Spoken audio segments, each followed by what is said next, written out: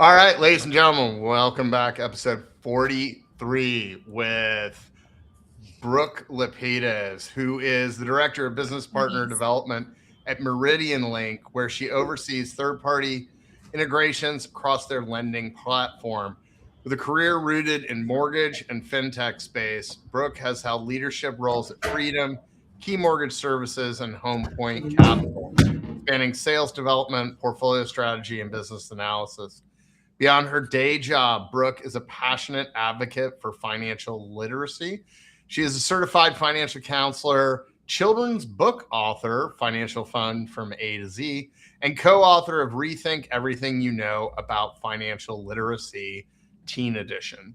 She also founded WILMA, the Women's Initiative for Leadership, Mentorship, and Advancement at Freedom Mortgage. Brooke holds an MBA from Marist University and a second Dan black belt in Tang Soo Do.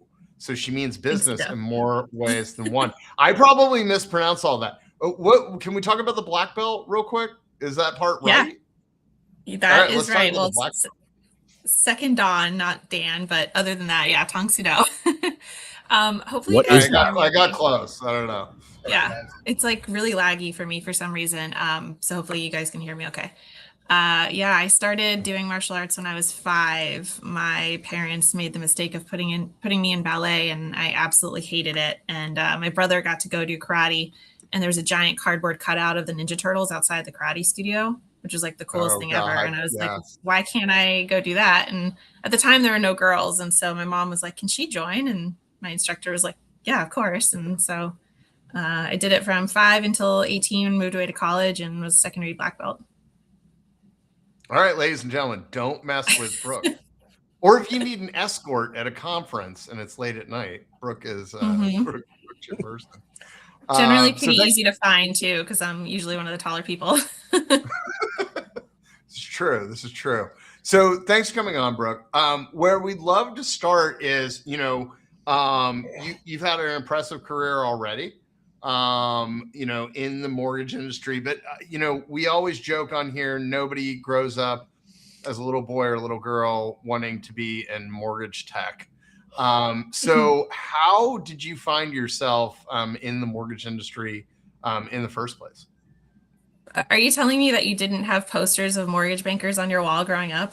Is that not normal? Yeah. Ben Bernanke was on my no, yeah. I actually met him once at the Freedom Mortgage Leadership Conference, which was really cool. Yeah, I mean, nobody grows up thinking like I want to be in mortgage. It's just one of those things that you kind of fall into, and that's what happened with me. I started off in financial services. I was working for a small community bank while I was getting my MBA, and from there I ended up at a credit union that served service members, and then kind of from there meandered into mortgage. Started off as a loan officer and sales manager, and opened a consumer direct call center in El Paso for Pacific Union Financial. And then after that, kind of moved into tech. So it's just, once you're in, you kind of don't leave. you fall into it somehow because somebody who's in mortgage and there's an interesting opportunity, and then that's it. You just kind of sucked in. Now, how did you make the leap though over to the technology side? Was that like something you knew you wanted to do, like after having, spent time at credit unions and IMBs? Yeah, so it was definitely something I was interested in, and I was moving from El Paso to Chicago, where my now boyfriend at the time lived. And there was just a really interesting opportunity that was open at the same time with a mortgage point of sale. It was called Mortgage Hippo. Hopefully you guys remember it. Rebranded and then was purchased by Maxwell. So hasn't operated under that name in a few years, but they had a role open, and it was an exciting time in that particular space. That was, 9 years ago probably. So it was kind of right when Rocket Mortgage was first coming out with their consumer direct point of sale, and lots of lenders were interested in having this like consumer facing piece. So it was a really exciting time to be in that particular industry, and it was a really great experience. Nice. The founder there was Michael, right? Michael Salish is one of the co-founders. Yeah. There we go. And Val supports us. Yeah, Michael's a good guy. Yeah. So what do you do now at Meridian Link, Brooke? I work in our partner marketplace. So I work with all of our integrated parties, integrated third-party partners who integrate with the mortgage LOS. So I have probably 150 to 160 or so active partners. We have a huge partner marketplace. Got it. So are these two goons partners yet? No, it's really funny, Mace. It's a really interesting question. That is. Which I was just thinking about right now. I actually have wondered in the past why I haven't talked to Andrew yet about that. I figure he'll come to me when he's ready. And PK, and actually we just met pretty recently about it. So stay tuned. Yes. Wait, PK, do you integrate with LOSs? Kind of. Kind of. Okay. See, I guess I should know that about PKs. Do you mind talking a little bit about Meridian Link and that, obviously there's a lot of LOSs in space. Mm-hmm. It's actually a joke. I feel like in the technology community that I've learned over the last few years is that like, you're only a psychopath if you decide to go build an LOS. We still continue to see more come out, but Meridian Link obviously has a strong place, in the market when it comes to LOSs. Like, what do you feel like with Meridian Link sets you guys apart from some of the other LOSs that are in the space? So for credit unions and banks specifically, taking out IMBs for a second, we're really the only LOS option out there where you can, where a financial institution can use us across the board. So we have Meridian Link Consumer, which is our consumer LOS, and then we have Meridian Link Mortgage, which is the mortgage LOS. We also have MCL Mortgage Credit Link, which is like an online fulfillment hub for credit and all kinds of different services that can be ordered. And so our customers who use us across those platforms are able to do things like use debt optimization tools and cross-sell into their base. So if they're applying for a mortgage and maybe the DTI is a little bit tight, the system can say, oh, well, over here in the consumer platform, let's go ahead and refi that auto loan that you have and lower that payment. When we're finished with this, let's go ahead and use Meridian Link's account opening feature to get the account open. So it's really the only solution out there that's that broad and can work together throughout the entire ecosystem. That's huge. I mean, because we hear that from banks and credit unions, just in terms of like disparate systems that they have to have across the different departments. And we get a lot of people who ask us the same thing of like, okay, can we only use this in mortgage? Or can we also use it in consumer and auto and commercial and things of that nature? So that's cool. I like it. Yeah, so that's probably our biggest. Just step back a second. When you went to your MBA school, I'm sure you saw your peers who were going into like other fascinating careers. Did you like consider like, hey, like there's something else that I want to pursue, or did you see anything that was really interesting for you or you gravitated towards?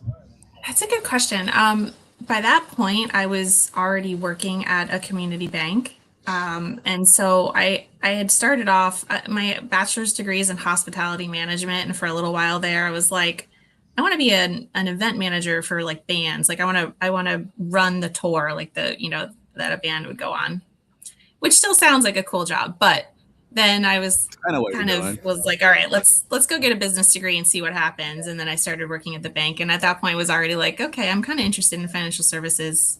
I think this might stick. All right. So I have two very important questions to ask from that. Okay. Like, given that scenario, what band would you be the tour manager for? Great question. Like if I get to pick any band? You got your dream job and you got your dream band. Like, who was the band? Okay, so I graduated college in 2007, and I've realized recently that I've pretty much stopped listening to new music after that point. So music that came out in like the early 2000s that my son would consider classic rock because he's 4. So my favorite band is the All American Rejects. I'd probably pick them. Okay, I was going to guess. I dig it. Whenever I get my Spotify Wrapped at the end of the year, I'm always in like the top 0.01% of listeners for All American Rejects. That is fantastic. So you've been a huge advocate around financial literacy. Like, you know, you've written 2 books on the topic. You know, you've always been an advocate for it. You do a lot in that space. But I have to ask, like, what's the genesis of that, right? Because I mean, you know, there's a lot of people in this industry. And, you know, I would argue that probably the majority of the people don't have a strong passion for financial literacy. So what is it like? Was there something in your life that like drove you towards this? Like, I'd love to know what the story is there. Yeah, I agree with you that it doesn't seem like a lot of people are particularly passionate about that in this industry, which I always find kind of surprising because it might sound super altruistic, but mortgage to me, it feels mission driven. Like, yeah, it's a great way to make money, of course, but it at the end of the day, for me, it is like a mission driven industry where, you know, we're trying to help people get into a home, get a better deal on their mortgage if they're refinancing or whatnot, trying to set up people's financial features. So it is surprising to me that it's not something that is really talked about more often. But I started getting interested in financial literacy when I worked for the credit union. I worked at a credit union that was on a military installation. It was Joint Base Lewis McChord in Washington State. So we served active duty Army and Air Force, as well as retirees who would come in. And these, you know, young kids who are these soldiers would come in. And there's one in particular, he was applying for, I don't even remember now whether he was just opening an account or a credit card or whatnot, but I pulled his credit and I was reviewing his credit with him. And he had a credit card that he hadn't been making payments on. So I was like, hey, like, what's going on with this Best Buy credit card? Like, you know, what's up? And he was just like flabbergasted. He was like, I opened that at the Best Buy at Fort Benning, Georgia. Like, how do you know about that? And nobody had ever sat him down and said, like, hey, this is your social security number and things are tied to it. And when you open other accounts or, you know, take on other debts, like everyone who ever pulls your credit is going to be able to see this. Like, it just, no one had ever explained it to him. So, you know, partially like that's on him because he chose to take out that debt and chose not to make the payments because he thought nobody would ever know because that happened in Georgia. But also, like, you know, we as a society really weren't preparing young people for these like big adult things like that. No, so it's true.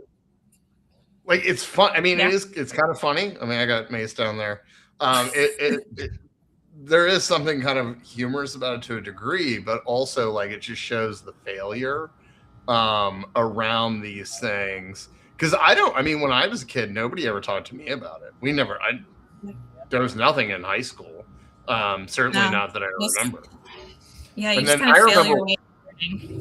I remember walking on, and I don't know if this is still the case. I'm sure it is, but I remember walking onto the college campus, you know, as a 18-year-old freshman, and there's like, you know, every building, there's somebody with a cardboard, you know, a card table trying to get me to sign up for a credit card. And I mean, that was like a huge problem back then, was like, okay, let's get 18 and 19-year-olds who have no idea what the heck they're doing financially sign up for credit cards and be an even more debt. You gotta Now it's gambling platforms. Yeah. What is it? How? Gambling platforms. Yeah. So I was laughing because there's a show called Raya and the Last Dragon. Brooke probably knows it. You other two don't. You know that movie? Oh. Don't know that one. And my son's obsessed with dragons.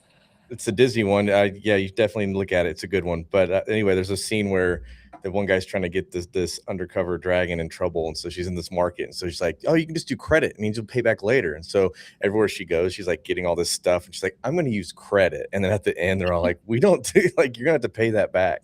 So that's why I was laughing so hard. It missed because Brooke didn't know the Raya and the Last Dragon. So. Sorry. but I do want to talk to Brooke. Ask Brooke, like, even if you didn't do anything before, can you tell us about this little thing that you and I talked about a few months ago?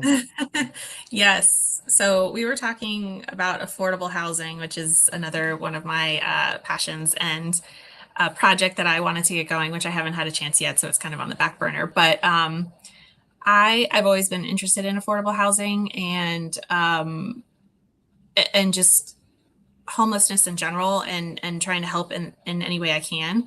But recently I read this book. So if you guys haven't read this book yet, I highly recommend it if you're readers. This is a book called There's No Place for Us by Brian Goldstone, who is an anthropologist, cultural anthropologist from Duke, I believe. And he follows 5 families in Atlanta over a period of about 5 or 6 years on their journey into homelessness. And so these are working homeless families who do everything right for the most part. You know, people make mistakes, but they're doing their best to provide for themselves and their families. And based on systemic failures, they end up homeless. And it really opened my eyes because, you know, you look at homeless numbers and most of them come from what's called the point in time count, which is done in January every year, where people try to count how many homeless people are in each city. And we kind of come up with this, you know, number of how many homeless people we think there are. But that's really just people who are literally seen on the street at that time, at that point in time. And it's not counting all of the homeless families, maybe couch surfing or staying in cars or staying at extended stay hotels. The number of working homeless families is huge. It's way bigger than anybody realizes. So that's what we were talking about, and going over a couple different ideas that I had that I have not implemented. So what are the I guess like what are the structural flaws that the author talks about? Like, how can you like have a work and do all the right things and then still be kind of like structurally locked out of housing? Yeah, that's a great question. So there's just so many. Like, for example, you hear about Section 8 housing, and it sounds great in theory, right? Like, okay, I'm going to pay a little bit less and I'm going to be able to rent or whatnot. But in order to actually get a voucher for Section 8 housing, every single city and county has a different way that they go about approving it. Some of them you have to go in person once per year, and there's like a day that it opens and you have to try to get your application in. And he mentioned in the book there was some city where like some insane number of people, thousands and thousands of people showed up on that day to try to do it. And there was no way to do it online. You had to do it in person. In Atlanta, you can be on the Section 8 housing voucher list for literally years on the wait list before you get an email that says, okay, you've been approved. You're off the wait list. You now have, I think it's like 60 days to find suitable housing. And there's pretty strict limitations. So it's like, if you have 3 kids, you are required to rent a place that's at least 2 bedrooms. And so they go looking, and literally there's not a single 2-bedroom place that takes Section 8 housing available in all of Atlanta. And it has to be in certain areas. Like, you know, it has to be in the city. And they might find a 1-bedroom, but the program says, no, because you have 3 kids, you're not allowed to get a 1-bedroom. You have to get a 2-bedroom. So 60 days go by and they literally don't find a place, and they lose their voucher and they have to go back on the wait list for longer. So the people who are trying to help will give a list of, you know, here's 10 apartment complexes to look at who take Section 8 housing. But when they call, without fail, every single place is like, no, we don't have any openings. So it's just things like that. So there's issues on the front end of actually like applying, and then there's on the issues on the supply side of actually having a place for these people to stay once they get into the system. Absolutely. Yep. Both.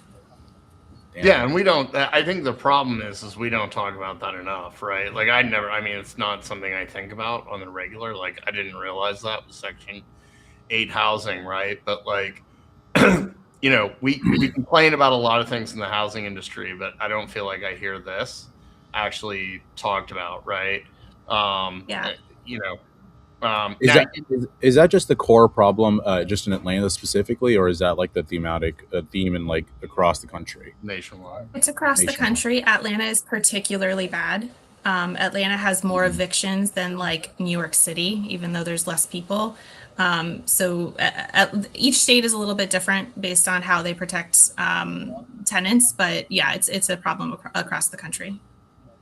And so Chris and I... Yeah, go ahead. I was going to say, Chris and I talked about that when we were talking recently too. Like if the mortgage industry came together to try to help with this, like it's very, very, very top of funnel. But if we can get more of these working homeless families into stable housing, then 10 years from now, 5 years from now, who knows? Like maybe they'll be ready to buy a home. So it's just, it's widening the funnel. Well, that's too long of a time horizon for us. I'm just kidding. Also, like coming back to the point, right? Which is like, what are we doing? I remember I didn't go to MBA annual in Philly. Did anybody go to that one? Philadelphia? I didn't go to that one. But I know I heard from a lot of people, like one of the things that was really disturbing was here was this multi-million-dollar convention going on about housing, and people were like literally stepping over homeless people to get into the convention center. I felt that way in Denver last year. It's true. That's a good point. Denver was especially has a pretty significant homelessness problem. Also from that perspective, and it just doesn't feel like there's enough pressure on what do we do, because we're also like, I think when people hear like homelessness or unhomed, or they have this like picture in their head of what that person looks like, right? And like I feel like people probably think of like the old guy on the corner of the disheveled or something like that. Who's like, begging for money. What they don't realize is that, a lot of these people are working full-time jobs, at minimum wage, right? Like I always love like the whole argument with like minimum wage when people are like, well, it's those are just jobs for high school students. And it's like, no, like these are jobs that like we expect people to work full-time. But then they can't even afford housing. Like that just to me just seems like a whack world. Like anyway. things got a lot worse during COVID for only certain parts of the population. One of the families that he follows in the book, the mom had the best job she'd ever had. She was like a home health aide or something like that. And then during COVID, she couldn't do that anymore because she couldn't bring her kids to take care of, her patients in their homes. And there wasn't anywhere for her to bring her kids because school was closed. And so she had to quit her job. And that was kind of her journey into homelessness. There was just no help for people who needed to work outside the home and couldn't just, work remote. So that's heartbreaking. So what did you and Chris cook up? What were you guys' ideas? We'll keep it on the back burner for now until it becomes a thing. Okay. Fair enough. It was mostly just me like word vomiting at Chris and then him being like, okay, great. when you solidify this a little bit more, we can talk again. Okay. Fair enough. I mean, I can keep going down this rabbit hole. I'm eventually going to end up being political, and I think I said at the beginning I would not get political today, even though I'm having a really fucking hard time not getting political today. That'll be the extent of Andrew's political statement today. So maybe we should talk about AI. Housing. I mean, you can continue this on, Chris. Please, feel free. No. Let's talk about interest rates and credit scores. No, I would say like, if you were going to tell someone, I mean, other than the obvious that you just kind of discussed here, what's like the biggest surprise you would probably tell? I think Section 8 people, one of the biggest things I try to tell people is like, it's not like you can just go get it. Like that's, you just hit on that though, but there's always this like, oh, there's going to be Section 8 housing behind us. It's like, well, it's all percentage based. It's not just a billion people decide they want Section 8. It's going to happen. But what would you say is like the biggest misconception or wow that you would tell people about affordable housing like that? I would say how difficult it truly is to get help. The cities have all of these services and people think like, oh, just go to a shelter, just go go get job training. There's all these services available. But for example, in Atlanta, one of the things he goes into in the book is you have to go to this like central location in Atlanta and be interviewed, and it takes a few hours, and then qualify for services when you're homeless. But the problem is that they don't tell you before you start that in order to qualify, you have to be what they consider literally homeless. So you have to be living on the street. If you are couch surfing or staying in an extended stay hotel or sleeping in your car or something like that, if you have like a shelter over you, then you do not qualify for services. So then they end up having to game the system where they're like, okay, I'll wait a little bit and I'll go back and I'll reapply and I'll say that I'm living on the streets, even though I'm not. How do you prove that? Yeah, you don't really. It's just based on what your answers are. There was a woman who didn't qualify for services, even though she was living in an extended stay hotel, didn't have stable housing, and was currently undergoing chemotherapy, and she had breast cancer. And they basically said your situation is not dire enough because you're not living on the streets. So that's the biggest surprise is what I would call is it's a lot harder to actually get help and to figure out who can actually help you and what the process is. And every city is different. Every county is different. We don't make it easy for people to get help. But also we also I'm going to put it back on the company, a lot of the companies who just are fucking welfare states, who just don't pay their employees. This whole manufacturing thing, sorry, gloves are coming off.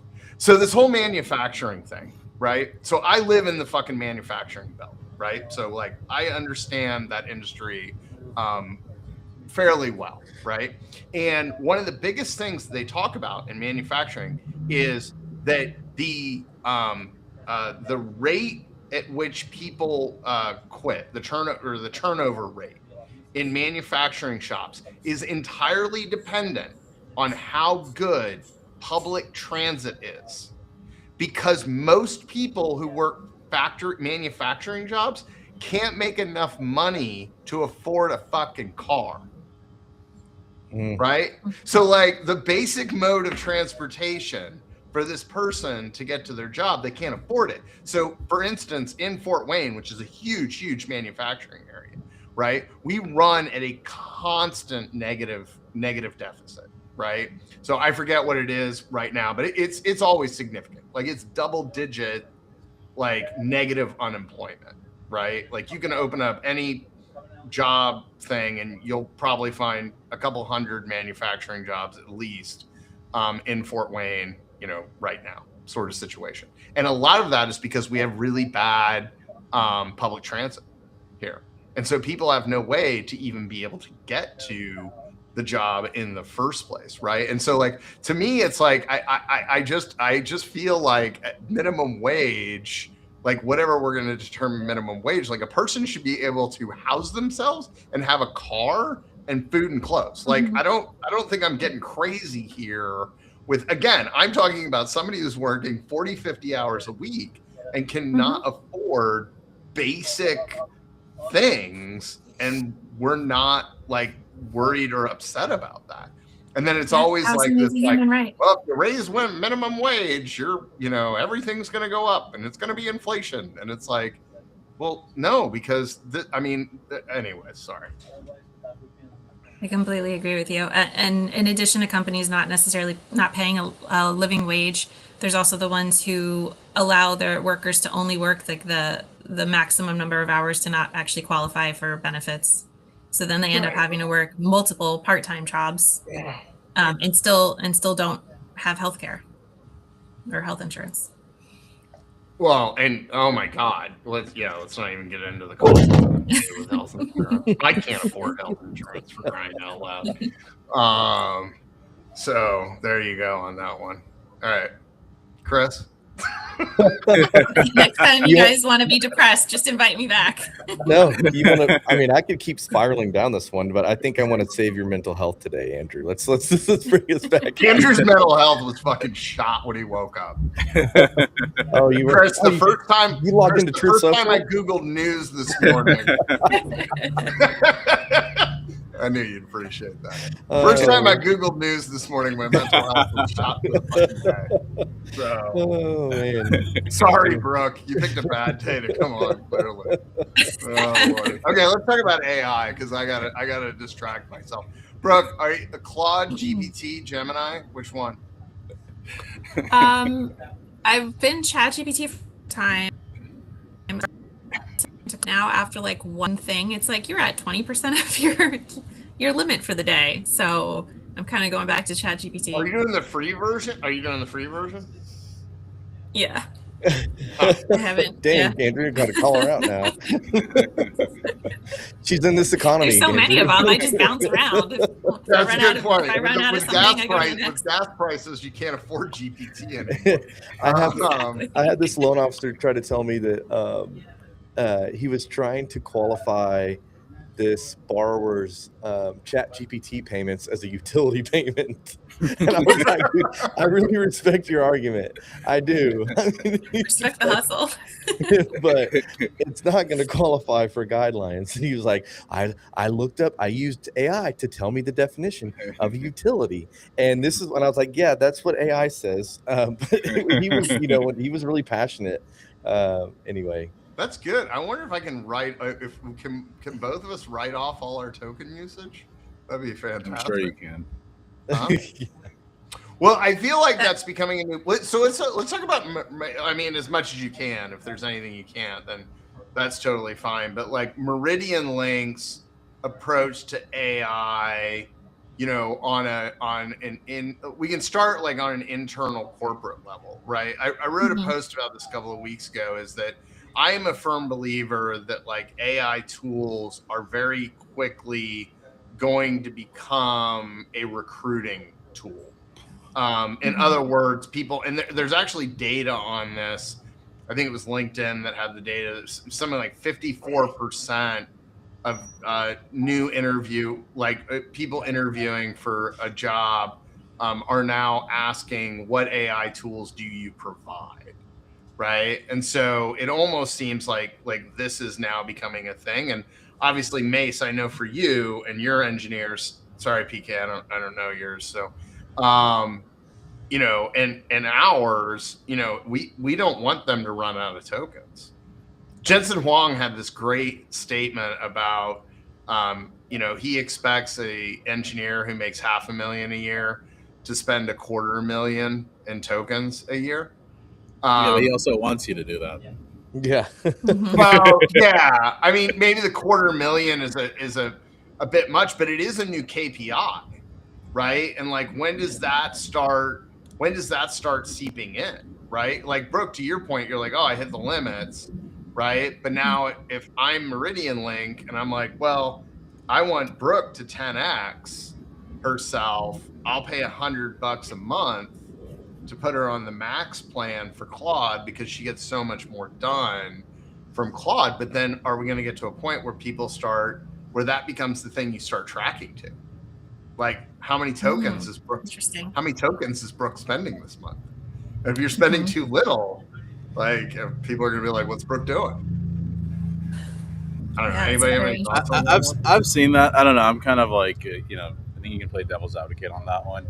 The quote you talked about there is kind of like, I think there was a guy from the CEO of Kellogg's or the cereal company who was like, hey, people should be eating more cereal for for all of their meals. It's kind of like, okay, if a drug dealer said, hey, you guys all should be doing more of my drugs, it's like, it'd be like, WTF. These are bad metaphors. No, but I get the only difference is under this productivity guise here, and assuming everybody's using these tools the right way to be as productive. What if they're just like doing it to be more distracted? And what if you're just gaming the system? If you're playing, if you're trying to see someone's token usage, and there is no productivity. Yeah, I mean, I think you're also having to look at the output, right, component from that perspective. But I do think there's going to be an expectation. I think the other thing in Jensen's, quote or whatever, that I think he had pretty spot on, which is, this would be like his designers saying, I'm not going to use CAD, I'm just going to use pencil and paper, right? Like, I think that's where we're getting. I think I think There's it's more nuance to it. I think it's a complicated answer. So I'm trying to imagine, but Andrew, you know about how deep we are into AI. I mean, we are helping companies that are giant tech companies use AI correctly, right? Even, Right. just because we had so much time to focus on that. And I think it's interesting because I know that what we can get done, like I looked at our Claude bill last month was like $3,000. And if you Right. look at what should have cost based on not all of our caching and the things we've done, if you go to ai.masonnovations.com, you can kind of get an article. I know PK, you've seen it, but I know that we could say that should have been a $12,000 bill for another company if most people weren't doing the kind of things we were doing. Now, is it still worth it? Yes. But at the same time, I think you have to kind of measure. So if I was an engineer and I was going to go work for a company and they said, hey, I'm going to pay you $100,000, like, what's my Claude allotment, or how many tokens am I going to get a month? And they're going to say, we're not going to pay for it. Or let's just say they'll only give you $500 a month worth.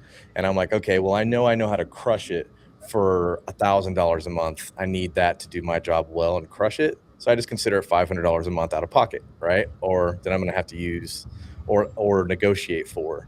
But then you have like, you also kind of inspire people to get better at context engineering, which is like what we do, where it's like, can you do $1,000 worth of Claude token usage for only $500, right? So you're kind of incentivizing people to be more intelligent about saving costs, or making them come out of pocket. But then it's also results driven, right? So cool, this guy spent $500 worth of Claude tokens and he gave us a bunch of MS Paint apps, right? And then this guy came in and spent $1,000 worth of Claude tokens and revolutionized our product, right? So it's kind of a hard one to do because there's nuance to the results too. Yeah, I don't know if you guys have ever seen that meme of like the military guy giving the machine gun to like the monkey. It's like that. It's like, yeah, like maybe the person's going to use it really well, but like we're all kind of figuring out how to use these tools to the best of our abilities. And it's I doubt most companies are investing a ton into like upskilling their people. So I think a lot of people are just figuring it out for themselves. Oh, 1,000%. Yeah. That's what I'm seeing or hearing from most places. A lot of places don't even know where to start, though. Like, I mean, it's again, it's still one of my favorite memes. Contact Mason Innovations if you don't know where to start. or ask Bob AI. Depending for your development usage. Go everywhere else. Go for everything else for Ask Bob. Damn it, I lost my train of thought on that one. Was it PK? Did you send me the meme or to somebody else? And it was Claude Code watching me manually try to code whenever Claude is down. And it was like David Attenborough watching a monkey with like a stick, and he's like using tools and like he's going and it's like genuinely interested. Like that sounds like a Sean meme. It is a Sean meme. Yeah, I don't know. Oh no, I know what I was gonna say. The meme is like, remember 7 billion people still don't use AI. And like we always we're very quick to forget about that.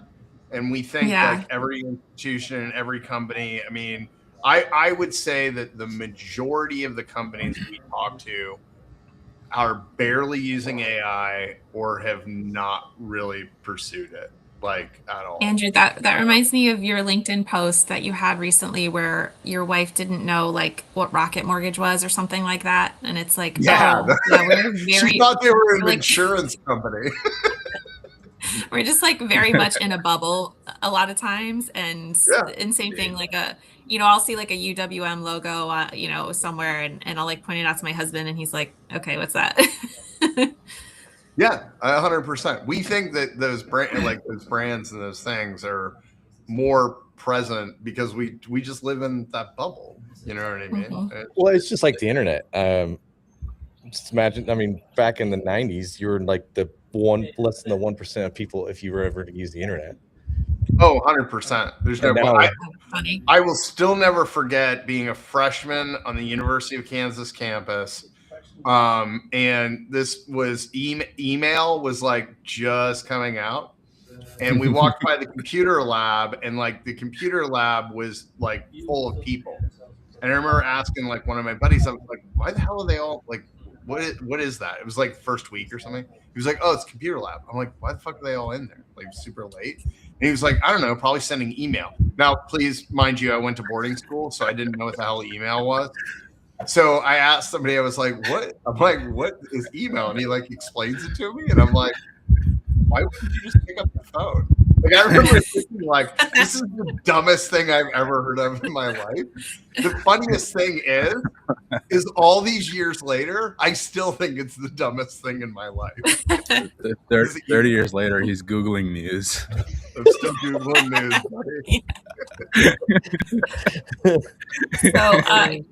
So some of the older technologies are coming back though. So there's this company called Tin Can. Have you guys heard of this? No.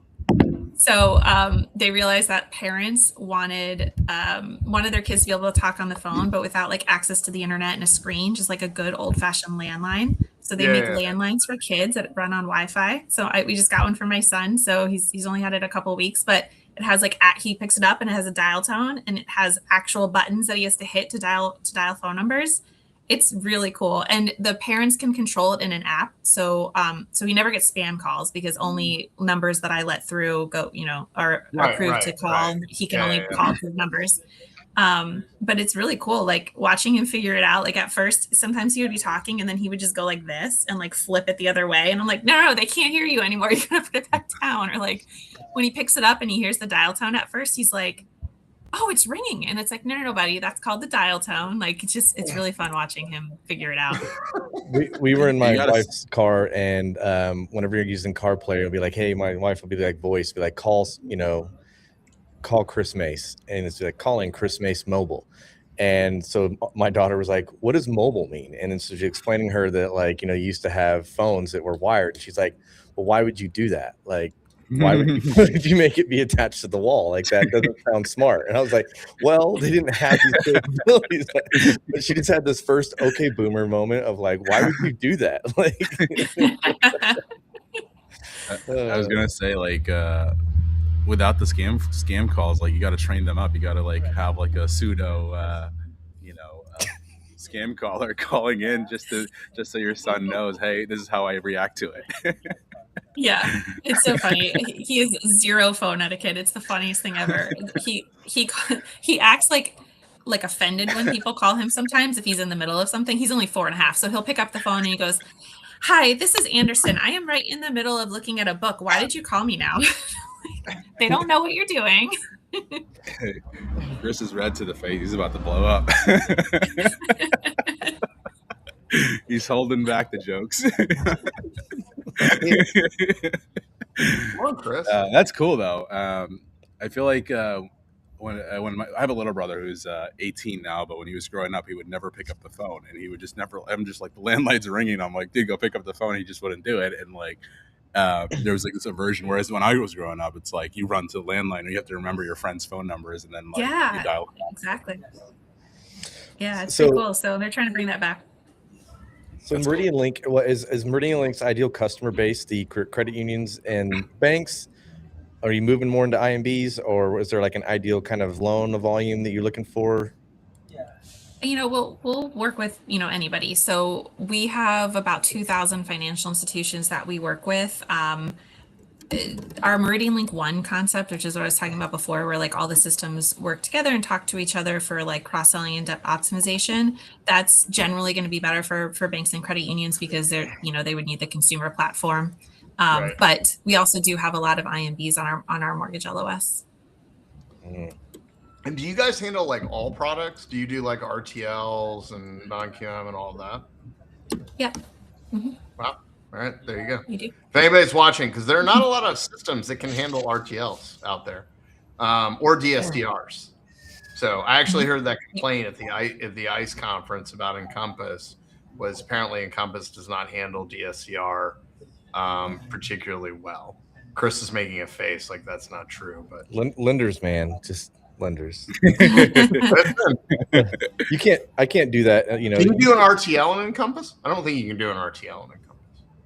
I don't know why not.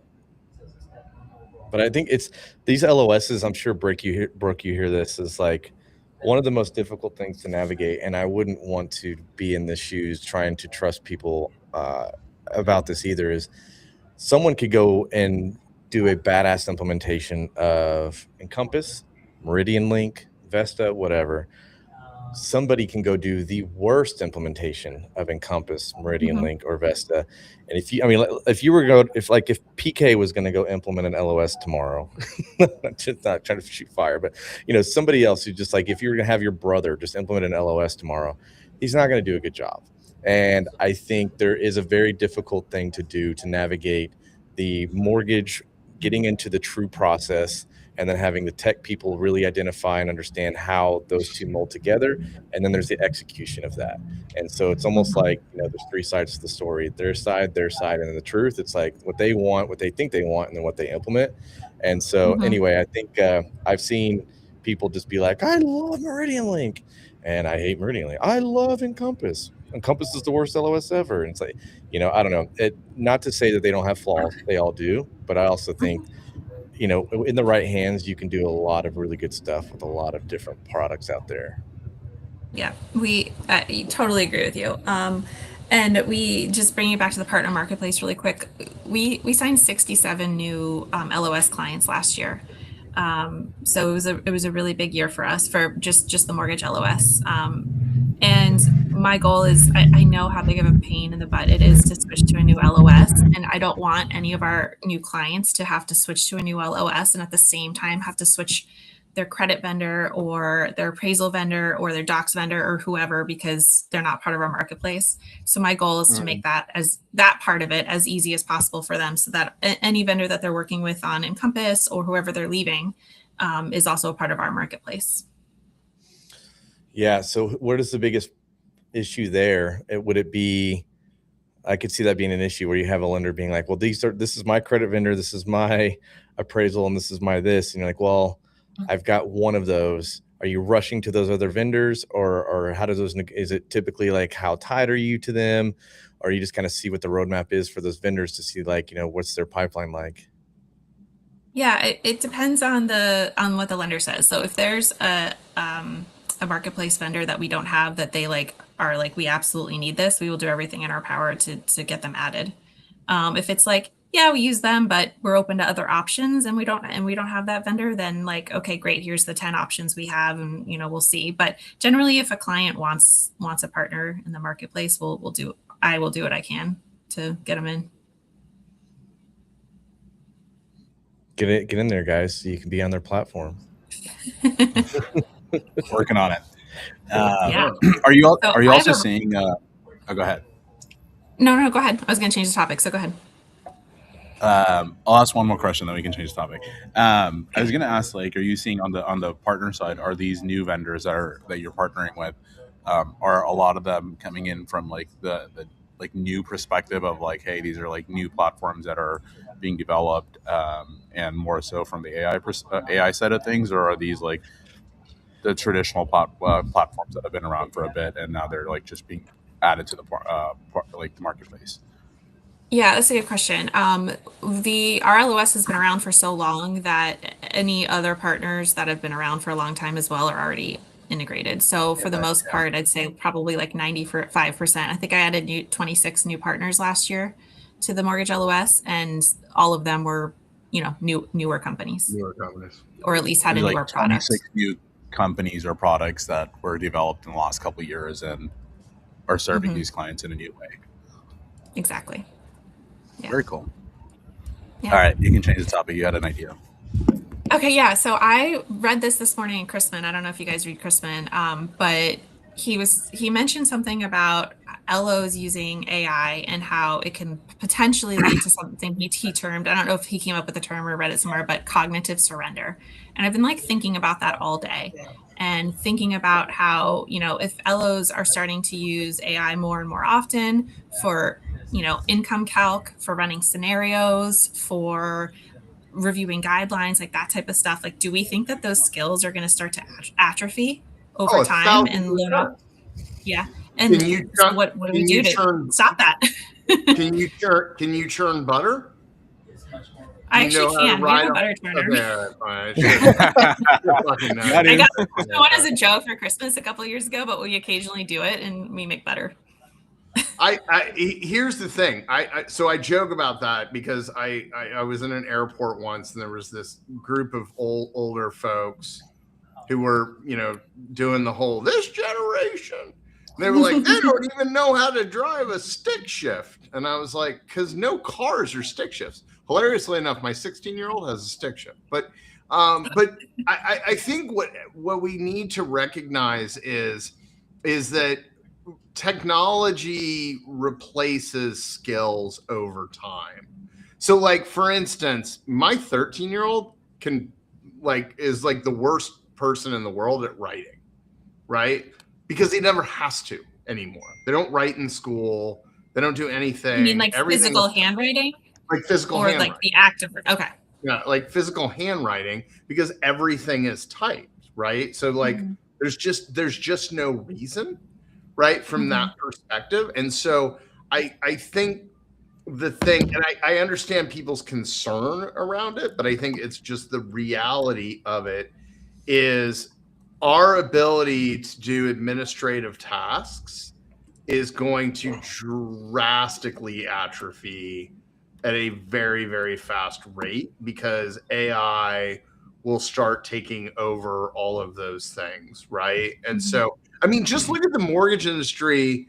I mean, I'm old as shit, so I remember I remember like back when pretty much everything was a manual underwrite, right? And then, we got to this point where it was like, oh, well, everything was, going through, DU or ALP or some other AUS, whether it was, countrywides or whatever, right? And now all of a sudden you had all these folks who no longer needed to do the manual underwrite. And so, like, I remember everybody being like, oh, just underwriters aren't what they used to be, sort of thing, right? And so I think what naturally will happen is people will continue to do the things that they love to do that come easy to them.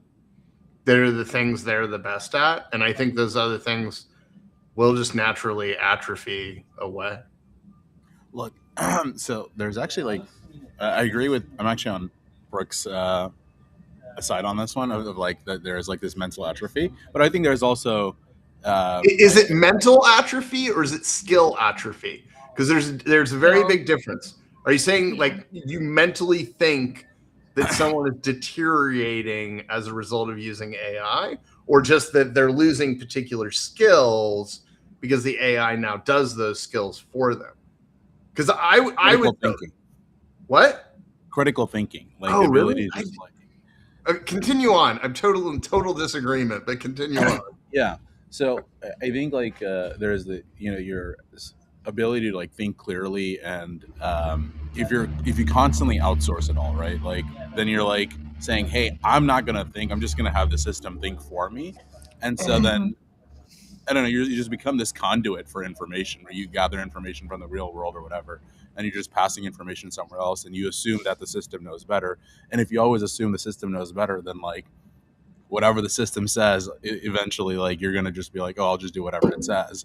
I think that's kind of one angle. I think the other angle is Andrew's point, which is you maybe don't think about things that, like today we don't think about a lot of things that 100 years ago people definitely thought about.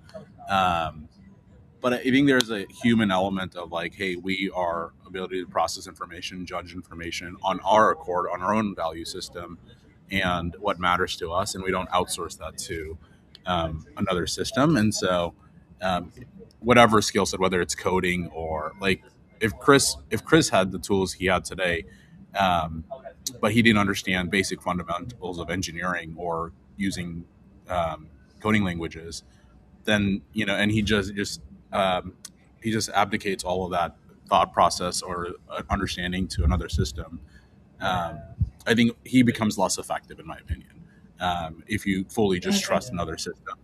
I think the reason he gets the results he gets with using these tools is because him and Sean and his team have clear understanding how those principles work and those fundamentals. And if you don't have those core, I think, fundamentals and ability to think through, you're gonna. And I've had conversations with Sean where Sean tells me, yeah, like Claude Code went down this like other rabbit hole, which was clearly the wrong rabbit hole to go down, and then he has to guide it back into the right thing. And so I think critical thinking is like a core skill, and if you just abdicate that to like another system, like I think that's a a problem waiting to happen. Well, I think the question now. Well, the question now becomes is like, are you like you actually made a joke that in our group chat the other week of like, this is true leadership or something. And we were talking, Brooke, about like using agents and like instructing them and like there are times where Claude will tell you it can't do something, and then if you push back and you're like, are you sure you can? Then it'll go. I said right? You have to instill belief in your agents. This so I mean, to a degree, I think it also though just comes down to like how are you using the AI and are you orchestrating it in a way to get the outcome that is desired? So let's take the LO for instance. As an LO, what is the thing that I should be the absolute best at? Talking to people, right? How do I make money?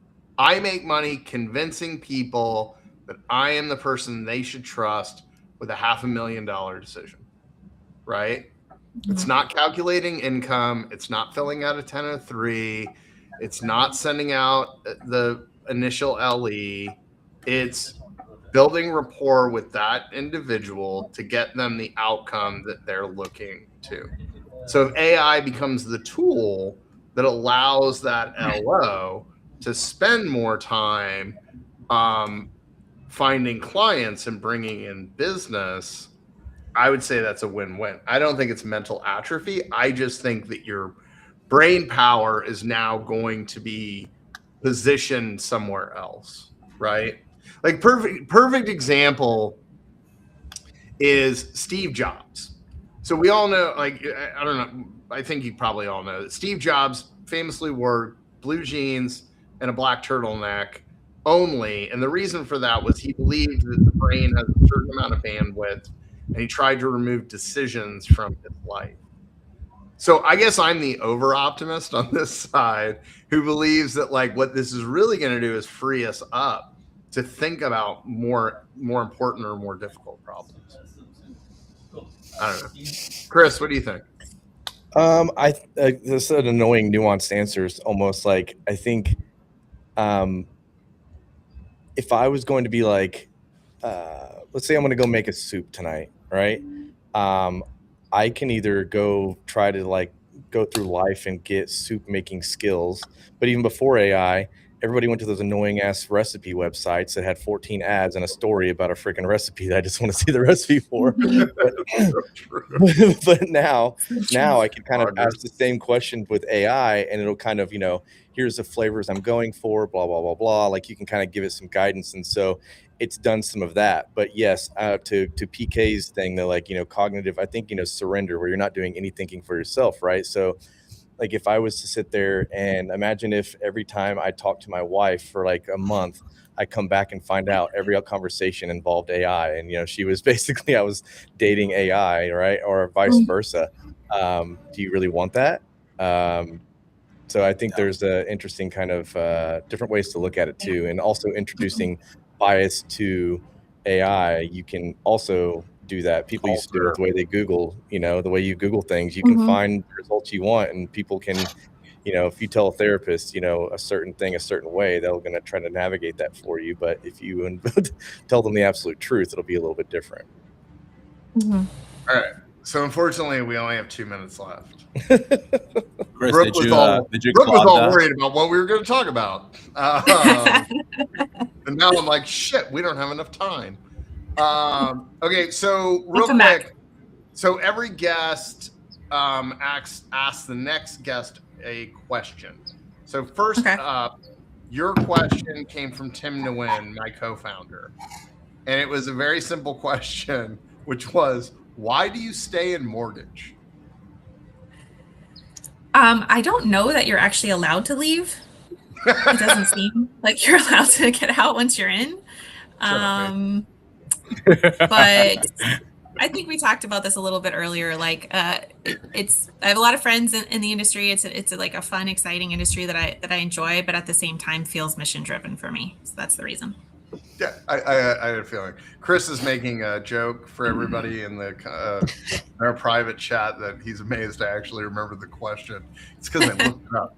All right, so you get our our guest next week is the ever amazing Sue Woodward. So Woodard. From Stratmore. What? Woodard. Sorry. Sorry, Sue. Guys, I got to talk for my next meeting, but Brooke, this was great. I'll catch you later. Okay. Bye, PK.